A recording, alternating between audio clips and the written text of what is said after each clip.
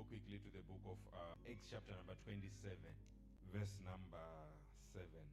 When we had sailed slowly many days and arrived with difficulty off Cedars, the wind not permitting us to proceed, we sailed under the shelter of Crete of Salmon. Continue. Passing it with difficulty, we came to a place called Fair Havens, near the city of Lasea. Oh, come on, clap hands for Jesus. Now, this chapter or this passage of scripture was written when Paul was arrested. He was in prison. He was a prisoner. And he is explaining to people what happened. And you hear him saying, we sailed slowly for many days. Are you following me? We sailed slowly for many days and arrived with difficulty of Cedars, the wind not permitting us. We sailed with difficulty. You know, only now do I understand why God said it's going to be the year of the pillar of fire. When God spoke to me about this theme last year around this time, I didn't even know what it meant. Now that's when I'm beginning to understand what it actually meant. It says we sailed with difficulty. We sailed slowly. People of God, is not every journey that you travel where everything is smooth. It's not everything that you desire or you plan to do and it just sails through. There are certain trips of your life where one of the things that you are going to experience constantly is difficulty. We sailed, we are going, but it's not smooth. We are praying, but it's not smooth. We are preaching, but it's not smooth. We have got businesses that we are planning and we are desiring to have, but it's not smooth. And it did not happen for a day, it happened for many days.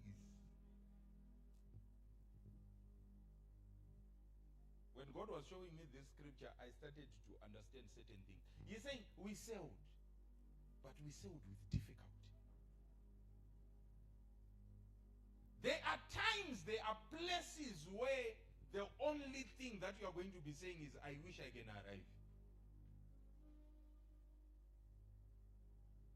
I wish I can arrive.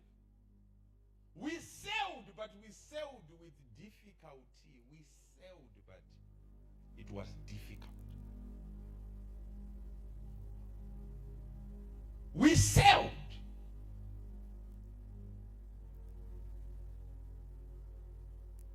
And it says, and the wind was against us. The wind.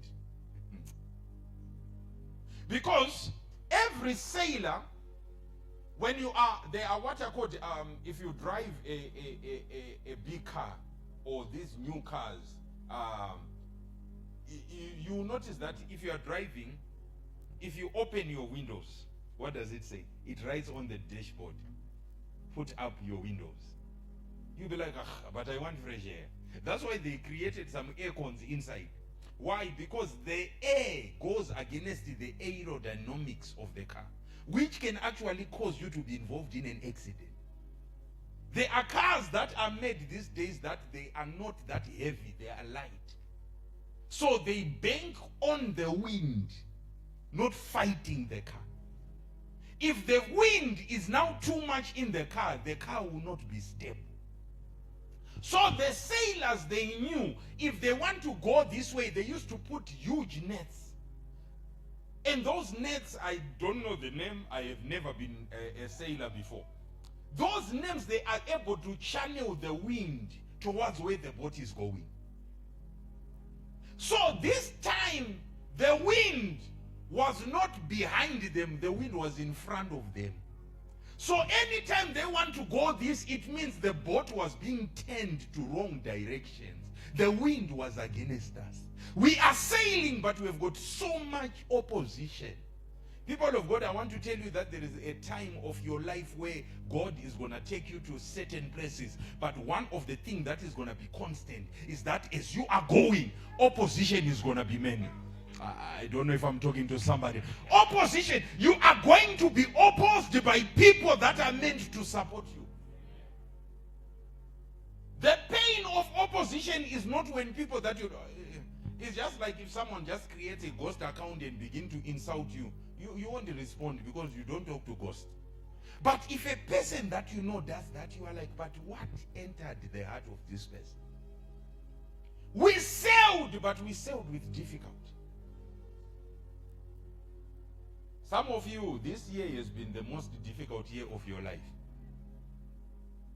Not because it's not a year, but because there is so much wind that is against where you're going. Do you know that, people of God, one of the things that are very painful is knowing where you want to go, knowing what you want to achieve, but failing to achieve it. If I ask all of you right now, what do you want this year? All of you, you can tell me, I don't like where I'm staying, huh? I want a place of my own. I don't like the car that I'm driving. I want a certain car. I want this. I want this. I don't want this. I want this. You see, you have got things that you can tell. This is what I want. This is not what I'm meant for. But now it's being said that when we were sailing, we sailed with so much opposition. To a point where the only thing that we're grateful is that we arrived. Then he says, until we arrive on safe haven.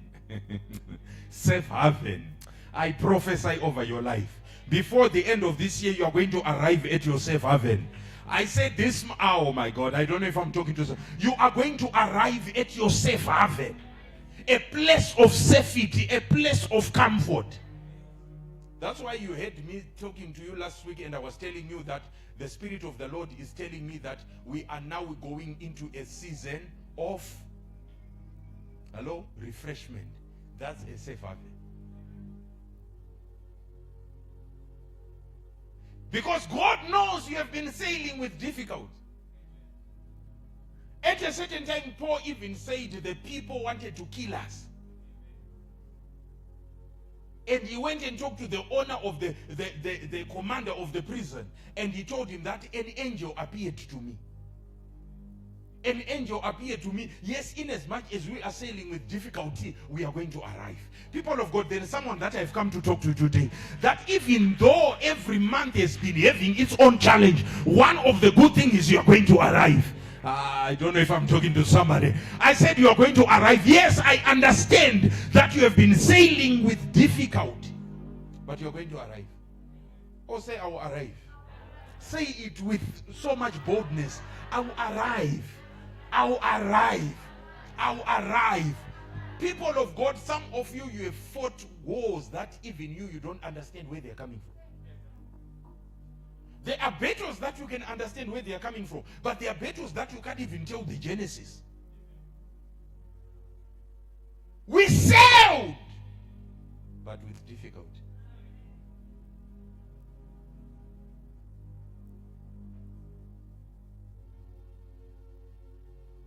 I remember one day Pastor Joyce calling me and saying, hey, this time, the money. You know, you can have everything around you that can bring you money. Everything. When I mean everything, I mean everything that can bring you money available and still not have money. You can have everything around you that can tell you, that can shift your life, but your life is not shifting. It's a season that Paul was experiencing where to pay rent was a miracle. To eat was a miracle. To even come to church was a miracle. We are sailing, but we are not sailing at ease. The winds are against where you are going. There are people that are here that today we are going to command winds to stop so that you reach your safe haven. I said, so that you reach your safe haven.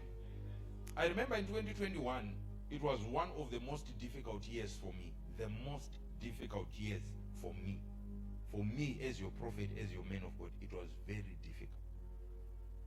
I got a call around May that my mom was not well. When I mean my mom was not well, my mom is actually a big person, but she had lost. Even you were that time. You were. I would even say, you are big.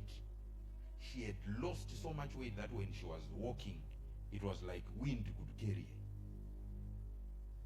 her. And I spoke to my sister, and I said, you know what? I'm gonna go to Zimbabwe. Let's plan. We are going to go to Zimbabwe. I've got some savings and these things that are there. I'm gonna go to Zimbabwe, and I'm not going to tell my mom. I'm just gonna go there. I'm gonna surprise. I arrived in Harare. One of my friends told me and said, you know what? You can borrow my car. You can borrow my car. You can take my car. I was like, okay, it's fine. As I was leaving, the car was driving well. Then the car started overheating. Mind you, from Harare to Kariba, it's about 6-7 hours drive. And I didn't see that the car was overheating. And that time, you know your prophet, I'm moving with the speed of angels. 120. I remember when I was now about to reach a certain area, I don't know what happened. I don't know what happened. The rim hit, the road was not that good. And the tire, and we changed another tire. I was next to, it was near people, so I was able to go help.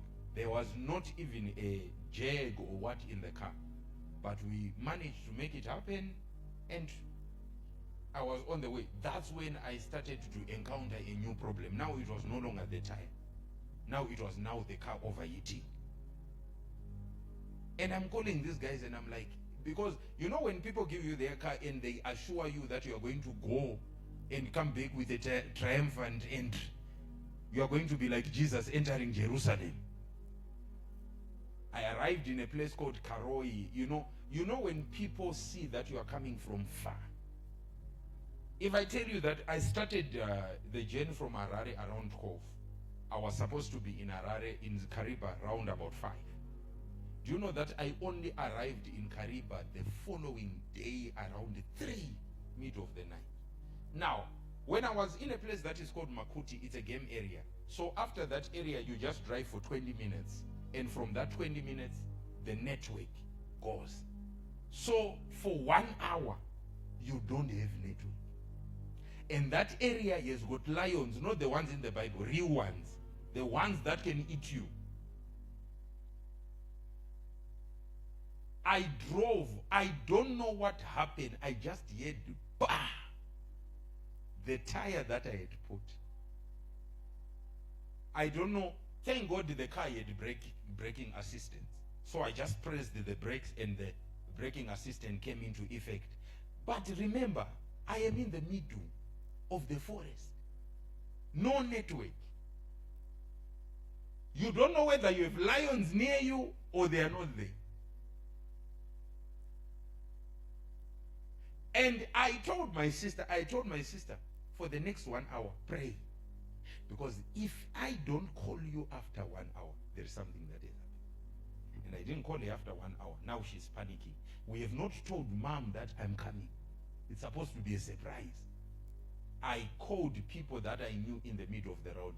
No one had. Then another car stopped and I begged them and I said, I am not just here because of an emergency. I'm here because my mom is not well. Then they were able to take me to Kariba and brought me back. Now that was the first problem. The second problem, now the engine is now mixing water and oil, the radiator.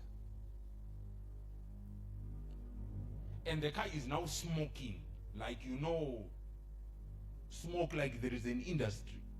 It's as if you have got a mine that is there. Then I prayed, we did. Do you know when I arrived in the car, they had to do an engine overhaul. But these are things that I have not even told people. Then when I arrived there, I saw my mom, prayed for my mom. She became okay. She became okay. I spent some days there. We are talking. We are all happy and everything that is there. This is in June, mind you. Then I told my mom, I'm going back. And the same way that I had come from there, this time I left around 5. And this is COVID, by the way. I arrived in Harare around about 7, 8 at night. Then when I was supposed to be in Harare at 6. Because I knew if I had driven this car the following day, I was going to miss my flight. Because I had to still come to church and become a prophet. You know, there are some times where you have to become a man of God. You have to also become a son. So now I have finished being a son. I have to come and become a man of God. When I arrived here, guess what? I'm being told, your sister is not well. I thought, it's just... When I saw her, she looked like she's 9 months pregnant. I remember we once went, there is that place in down Swat, where there is that doctor, if you say healer, people will think it's Sangoma. Oh, it's called healer. Oh, I mean, I thought healer meanings. We arrived there. When we went there, the one of the people that were assisting was like, what's wrong with her? Then she was like, oh, she's pregnant. I said, no, she's not pregnant. I said, I can see the pregnancy. I said, no, she's not pregnant. My sister had what is this thing called? Colon cancer. So it had blocked the system that makes her go to the urine, to the toilet, for both number 1 and number 2. So she could not go to the toilet. So every time she had to be put a catheter, now and then a catheter, now and then a catheter. So we went to the hospital. We did all that we can. We did all that we can. Unfortunately, she passed away. She passed away. And I had to go to Kariba, bury her. After burying her, and I had to come back to church and start to preach. That is what is called sailing with difficulty. Because when I came here, I remember I told Pastor Joyce, you are going to preach, I won't be there for 2 Sundays. She managed one Sunday. The other Sunday, that's when I had to make sure that I come back. What I'm trying to tell you is this. They are part of your journeys. That doesn't stop you from being a Christian. You remain a Christian, but the sailing is not easy. You remain a child of God, but the walk, the journey. You know, have you ever prayed that I wish this year could just end? Your problem is you don't understand that it's not about the year. It's about the journey that you are moving. So there are people that are here who are saying things are not getting right. I'm trying my best. I'm what? Am I still a child of God? You are still a child of God. Paul was still an apostle. But the journey was not easy for him. God did not promise you an easy life. He promised you that I'll be with you. So the fact that He is present in the boat, it means even no matter the wind, how contrary they are, we are not going to die in the sea. I don't know if I'm talking to somebody. I don't know if I'm talking to somebody. I said you are not going to die this year. You are not going to die in this season. Because there is a safe haven that you are supposed to go to and give a testimony about how. You people, you don't understand. 2021, we nearly died. All 3 of us. The prophet, the mother, and my sister. All of them. Because I had an accident in the middle of the forest. And this is in the evening. You don't know where the cars are going to come. And you know now with security and thieves, who is going to stop for you in the middle of the road? And in fact, before we even talk about who is going to stop, the same car had a problem with the battery. So I had to manage, because if the car had a battery, I was going to go out, put the, what do you call it? The triangle, but I am in the forest in the middle of the night. The devil had decided that this one was going to be the end of this guy. But I'm still here. Years later, preaching, moving, and ready. That's what I'm trying to tell you, that right now it feels like there is no way out. Keep on moving. Keep on sailing. Keep on pushing. Yes, it's difficult, but keep on pushing. Yes, it's not easy. Keep on pushing. Yes, people have turned their back against you, but keep on pushing. Because the devil wanted me to be the first corpse that is there. Because I knew what was going to happen there. My mother, seeing me dead, she was going to die. Because she was already under attack. So imagine I came back from Zim, I had to come back here, and now I have to start planning to bury my sister. And I have to become a prophet. That's what I'm trying to tell you, that sailing, this issue of lives, there was a time that I was even telling myself, I don't think I'll ever preach again.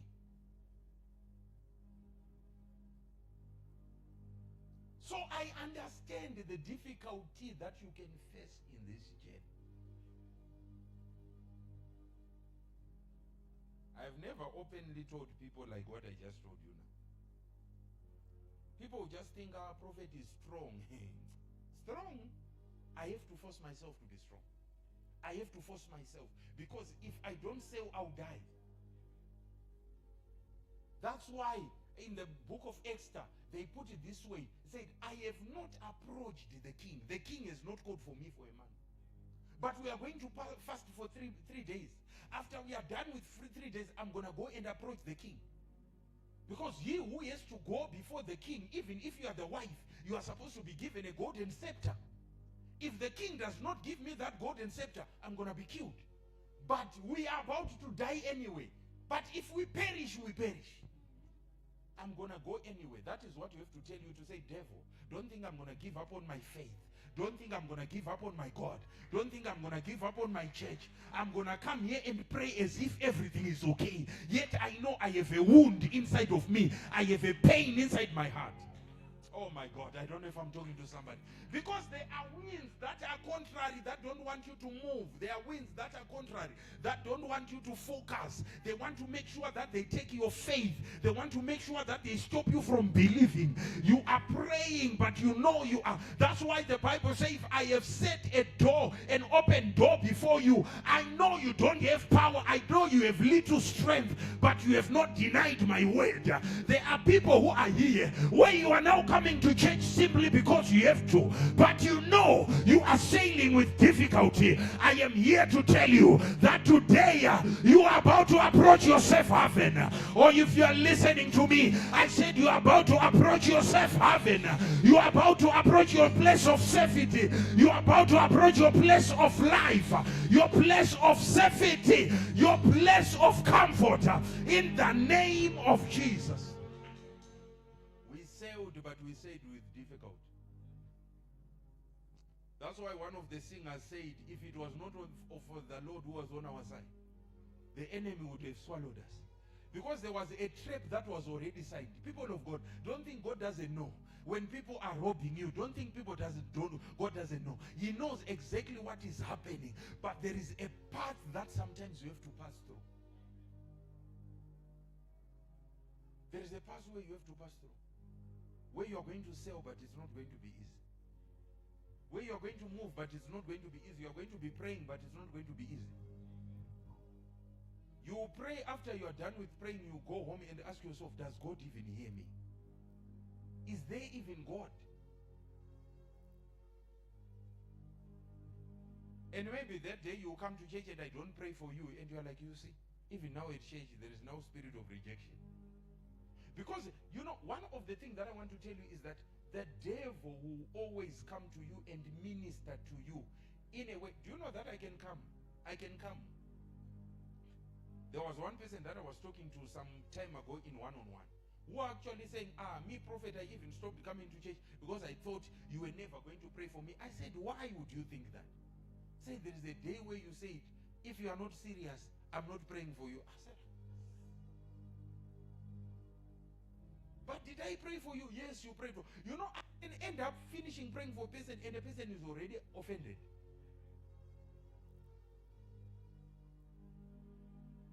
We sailed, but we sailed it difficult until we arrive at the safe haven. People of God, I want to tell you today that some of you I know, from January up to now November, it's not been easy. You have been fighting wars and you have been fighting wars and you have been fighting wars. And I am here to tell you that today, if you look ahead, you are going to see a light there. You are going to see something. There is a sign that God is on your side. God is on your side. You have been sailing, but it's been difficult. It's not been easy. It's not been easy. You are sailing, but you are sailing with difficulty. You are preaching, but you are preaching with difficulty. I remember there were times where would come after service, you have preached, everything is there. And I sit and I'm looking at these guys counting their monies and what. And I just said, yeah.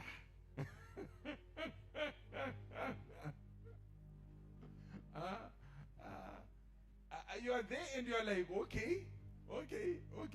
How are they going? You know, there's a time where you begin to even pray to say, is there any place for miracle money here? You see the guys counting money 4 or 5 times. You say, whatever you counted the first time, that's exactly what is there. There are situations like that. But all I can tell you is this. There is a way out. I said there is a way out. You are not hearing me. I said there is a way out. There is a safe haven. Tell your neighbor. Prophesy to your neighbor there is a safe haven.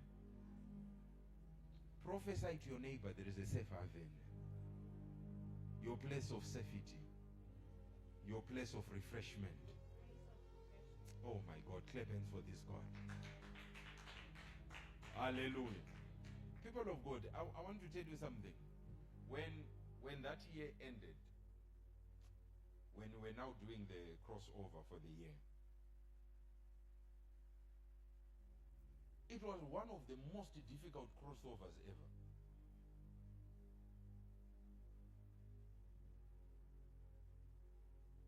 To a point where some of you maybe right now you were maybe going to be talking to a different prophet somewhere. Or some of you were never maybe, there are people like Zbongile who were not even going to church anymore. I think maybe your days of not going to church would have been extended. So the reason why I can stand and preach to you is not because I overcame, but because I understood that this war, there is someone that I'm supposed to meet in the future. Whenever there are people that you are going to meet in the future, there are things that will happen that will make you say, I always laugh even with the Pastor Joyce. Do you know that when she came to church, the first time that she came to church, you guys here, you are, in fact, this is an overflow. I think there were about 5 people. 5! And that day I said, those who wants to join the ministry, and she lifted up her hand with Unate. And I thought they didn't hear me correctly. I had to repeat again. You know when you are about to repeat, you're like, what? But all I can say is, from here, it's not going to be as hard as it was. I'm prophesying to you. From now, it's not going to be as hard as it was. It's not going to be as difficult. The hardest part, you have already passed it. What was meant to kill you, you have already passed it. What was meant to destroy you, you have already passed it. From now, trust me, you just have to push. Push in prayer, push in faith. There is a safe haven next year. Your next destination is a safe haven. Your next destination is your miracle. Your next destination is your house, your car, your marriage, your finances. Everything that you want is going to be done. Oh, come on, clap hands for Jesus.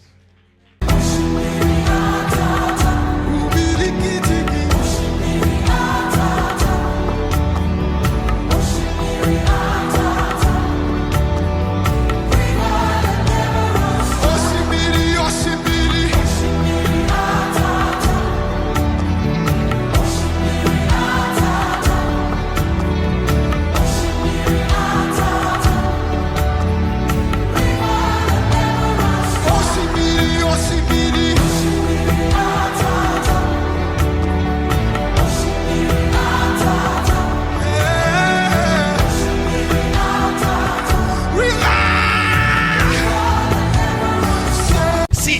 When I saw a CH, then I had a name being called in the realms of the spirit. And I had something like Chiwota. Hirabayako. Eh? Aside from where that you Chiwota. That's where you come from.